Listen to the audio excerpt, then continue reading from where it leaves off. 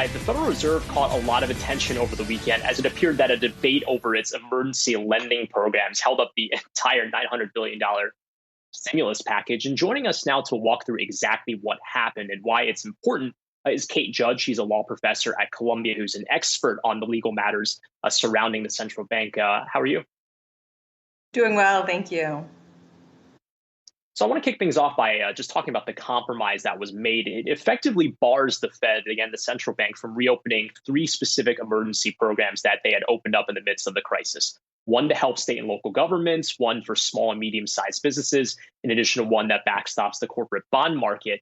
A lot of inside the weeds stuff here, but what's the consequences of the Fed not being able to have those tools in the future if this package doesn't pass today? It's a great question, and depends how far in the future you look.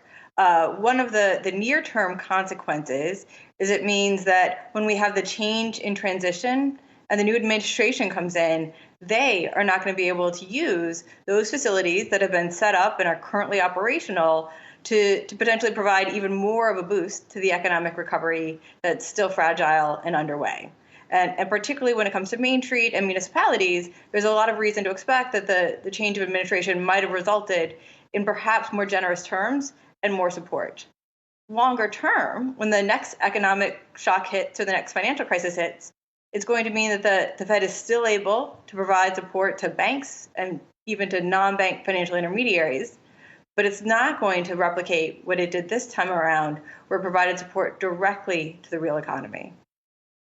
Now, a lot of those things are obviously in view as the Biden administration takes office next year. Possible Janet Yellen could be heading the Treasury, which would work with the Fed on these facilities if the economy does end up going south again. But I guess I'm wondering, broadly speaking, what does the debate in Washington over this mean over Fed independence? We know that on one hand, a lot of people are saying the Fed should have been more aggressive with its facilities to help the economy, whereas on the other side of things, people were saying it's not really the central bank's place to be doing this type of stuff and that it really should be Congress doing it. You know what? Unfortunately, I don't think it actually resolves any of the issues that are lurking around the Fed's independence. I think there were a lot of really important questions last spring about whether the money should just go to Treasury and really then should take the form of the support that companies and other entities most needed. But at that time, Congress made the decision to instead ask the Fed and the Treasury to work together to create these lending facilities. And it took a lot of work on the Fed's part to get these up and running. They've struggled along the way, but these are now operational. And so what's interesting is when we have a change of administration, bringing about a change in the tools that are available to the Fed, in some ways that's contrary to the Fed's independence. Really respecting the Fed's independence might mean trusting current leadership, but also trusting the many mechanisms in place to protect the Fed's independence, to believe that there will be continuity over the change. So while there's a lot of talk about Fed independence here, I think that would have been much more well suited for March than trying to take away tools that have been actively used now for 6 to 9 months. Hey, Kathryn, it's Shauna here. Just a quick question, going back to the effectiveness of these lending facilities that we saw from the Fed. I guess from your view, to what extent do you think they changed the dynamics of the market? Because I think that issue has been debated over the last couple of months. That's a great question. And I think it's going to take us a little while to fully parse it out. So one of the many reasons that some were concerned about the Fed stepping in is it was clear that they were much better positioned to provide support for the largest companies than to provide support for Main Street.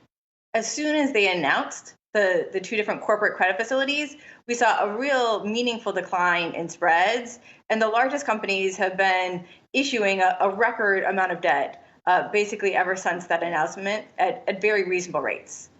By contrast, for the mid-sized companies that they sought to help through the Main Street facility, they really needed to work with banks, and that was completely new territory. So it took a lot longer to get off the ground and really didn't work that well initially, but we've slowly seen an increase in uptake. And so I think part of the reason that people have concerns about making this change now is whether that might be a useful tool in the future or whether it's something we're just going to have to abandon. We really don't know yet. We don't have enough evidence. And the next 6 months might have provided the additional information that would have allowed policymakers next time we face this time of challenge to really have a better understanding of the capacities and limits of what the Fed can do well. Okay, Kate, so I don't want to lose any viewers here, but I want to drill down into the legalese of what we might see in this bill. We don't have the text yet, but a lot of commotion over whether or not they're going to bar the Fed from creating similar to or same programs as the ones that Senator Pat Toomey had added a restriction to. Again, those three that I mentioned at the top of this interview. Could you see the Fed even wanting to try and attempt to set up, let's say, for example, something that might backstop corporate debt markets that maybe isn't the same as the primary and secondary corporate credit facilities, but some variant of it? Or is that just legally something that the Fed legal counsel just would not want to take up? Another way of asking is this whole semantic issue going to crop up again 6 months from now? You know what? It's a good point. There was a lot of concern early on because the original draft, what had gotten leaked, it was similar to. And a lot of lawyers, myself included, were concerned that was overly broad and that was ambiguous. And so there was a possibility of it precluding potential programs or facilities that could be quite useful. As you pointed out, the language has gotten narrow, but how effective that narrowing is going to be in terms of really freeing the Fed up to do what it most wants to do depends on how aggressive the Fed lawyers want to be. And I think there could be very real concerns that anything that looks too much like these facilities, like you said, anything that's backing corporate credit, for example, and really buying up bonds, might be territory that the Fed is going to be very hesitant to enter into without further authorization by Congress. Kathryn, real quick, as we wrap up here, I'm just curious, what do you think the top priority should be for the new administration just to create that more sustainable path for economic growth that we have been talking about over the last couple of months? I would say it's dealing with the structural inequities that have both been revealed and accentuated by COVID. As we've been discussing, the largest companies were doing great before COVID hit, and they are actually doing even better today.